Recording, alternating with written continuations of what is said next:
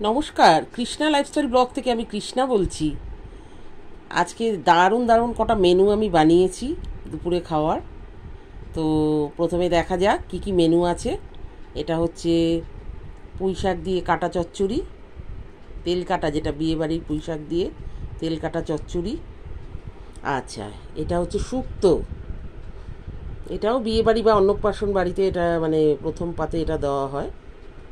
এখন তো আর বিয়েবাড়ির খাওয়াগুলো অন্যরকম হয়ে গেছে, কিন্তু বিয়ের বাড়ি যে সকালের মেনুতে এই শুক্তোটাই করা হয়। আর অন্নপ্রাশন বাড়িতে তো এটা মাস্ট, এটা ঘটি বাড়ির শুক্তো বলে, পাঁচ মেশানো শুক্তো। আচ্ছা, ডাল মুগ মুসুর দিয়ে মেশানো, ধনে পাতা দিয়ে একটি ডাল, তার সাথে রয়েছে আলু ভাজা, বেগুন ভাজা, সাথে লেবু। এবার চলে যাচ্ছি, এটা হচ্ছে ফুলকপির ডাঁটা দিয়ে একটা মিক্স সবজি, একটু সর্ষে বাটা অল্প করে দেওয়া আছে। এখানে সর্ষেটা আমি ছেঁকে দিয়েছি, তাহলে পেটের কোনো প্রবলেমও হবে না, খেতেও ভালো লাগবে।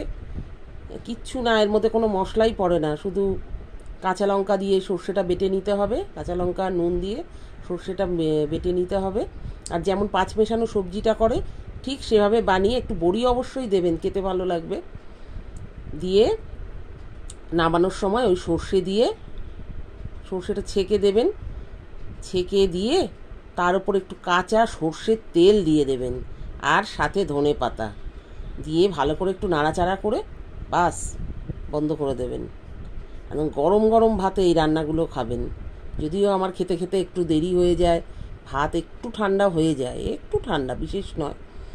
আমি ঠান্ডা ভাত খেতে ভালোবাসি না, কিন্তু করারও কিছু নেই, সব কিছু সেরে উঠতে উঠতে একটা টাইম তো লাগে। আচ্ছা, সবার শেষে হচ্ছে রুই মাছের একটা পেটি নিয়েছি, সাথে আলু দিয়ে, এটাও রসা। এই অবধি আজকে আমার মেনুটা আমি সাজিয়েছি। তো ভালো লাগলে লাইক কমেন্ট শেয়ার করতে ভুলবেন না।